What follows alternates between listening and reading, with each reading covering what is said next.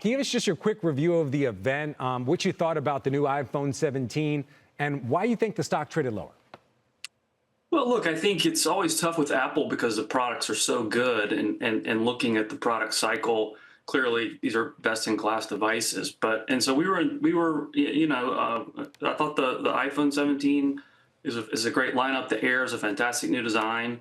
And it all feels iterative, and that's true. We'd agree with that, but it comes from an exceptionally good starting place. So the issue we've always had with Apple is not product cycle or the services; it's more about the valuation. All right, I do want to ask you a question because I think a lot of people are starting to ask this question. Are these the best-in-class phones? I mean, we see these Android phones that you can fold and you can do all types of stuff with. A lot of people are in the Apple ecosystem, but are the phones enough to maintain the dominance that they have, at least here in the U.S. market?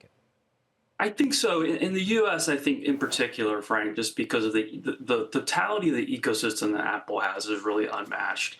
When you think about the synchronization of the watch, AirPods, the phone itself, I do think that the combined hardware software strategy that they have is fairly unmatched. So we're not terribly concerned that Android's going to take major market share in the U.S. or there's going to be some new device that comes out that can really supplant the iPhone. The real issue, I think, is the fact that the iPhone is so good that what else can Apple do to demonstrate the type of growth that the valuation demands?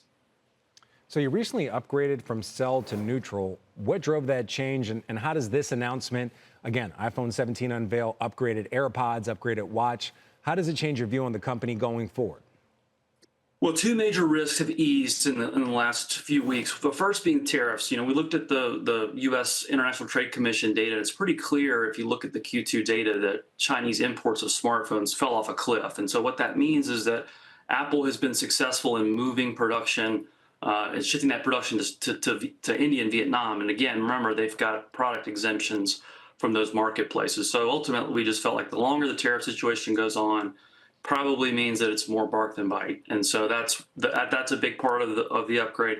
But perhaps the biggest part of the upgrade was the Google antitrust ruling last week. Remember that we had expected that Judge Mehta and the DC Circuit would materially revise Apple and Google's deal in a way that would be quite negative for Apple and its valuation. So that did not happen. That came as a big surprise. But with those two big risks kind of off the table, we just didn't feel like a sell rating was justified.